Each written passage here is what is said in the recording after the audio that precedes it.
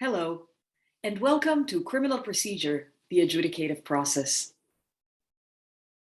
You are taking this course at an incredibly exciting time in American politics in which the public is waking up to many of the realities hidden in our criminal lower courts.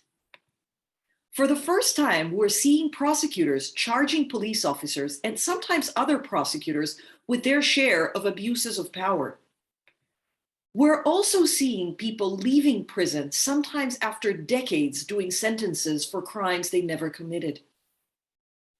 All of these issues are raising some big questions which we'll be exploring in class this semester. What are the constitutional limits of prosecutorial power to charge in people for crimes? What is the balance between constitutional ideas and what happens every day in lower criminal courts? And how can we balance efficiency and the need for finality with the needs to provide justice? This course covers the criminal process bail to jail. We will start with pretrial issues, looking at the bail process and at pretrial detention. We'll then talk about the dilemmas faced by prosecutors when they have to make decisions about charging.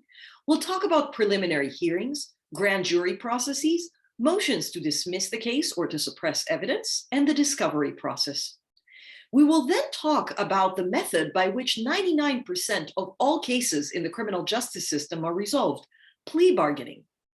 We will learn about the realities of plea bargaining and the cost benefits of plea bargaining using some models from great game theory, and then we'll talk about constitutional limitations to plea bargaining.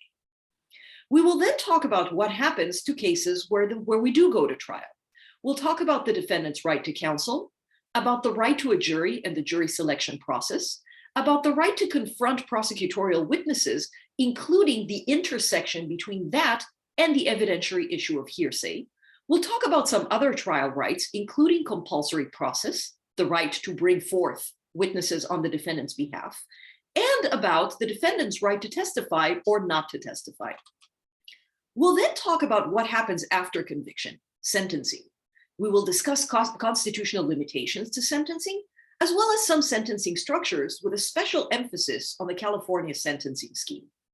We will then talk about some consequences of criminal convictions, such as double jeopardy and immigration consequences, colloquially known as crimmigration. We'll then talk about post-conviction remedies, appeals, the habeas corpus writ, and remedies for exonerees.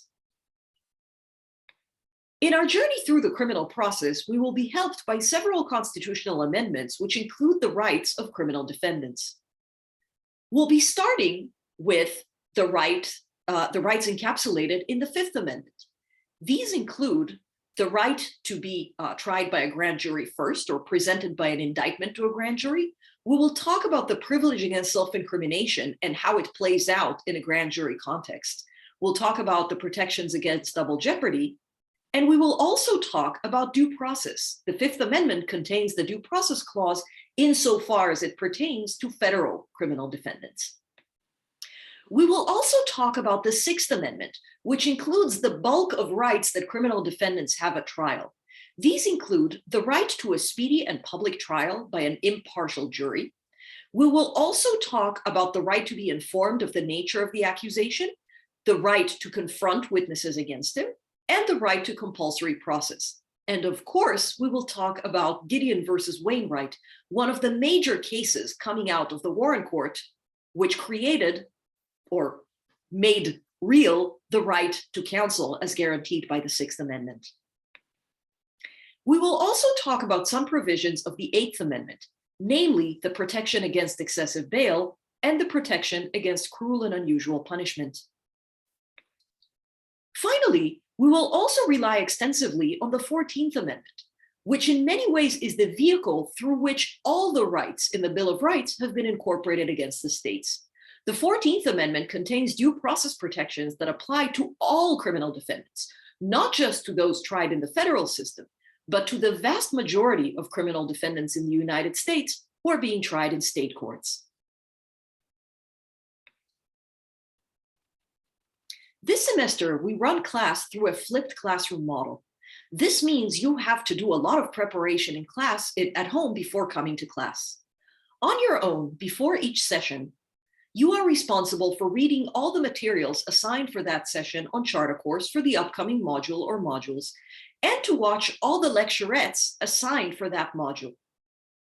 That means that when you come to the classroom, you will have already reviewed once or twice all of the doctrine. In class, we spend a little bit of time reviewing the important rules, refining some of the points that might have not been emphasized in the lecturette, and discussing policy implications. I will also answer any questions that you have on the materials that you've read and watched. We will then spend the bulk of our class time together with you working and being at the center of your own learning. You will be solving problems every session and participating in simulations in small groups. After each problem or simulation, one of the groups will be presenting their solution to the whole class. And all the groups are responsible to post their solution to the appropriate discussion forum. Your evaluation in this class consists of 70% of your grade assigned through the final exam, which will be an open book exam consisting of an essay, the same type of essay that you expect to see on the bar exam, and 30% of your performance conducting the problems and simulations in small groups. I will be holding office hours, which you're welcome to come to. If you need help outside of office hours, please feel free to email me and make an appointment for a Zoom meeting. Any answers you might be looking for might also be on our syllabus. Thank you for your attention, and I hope you have a productive semester.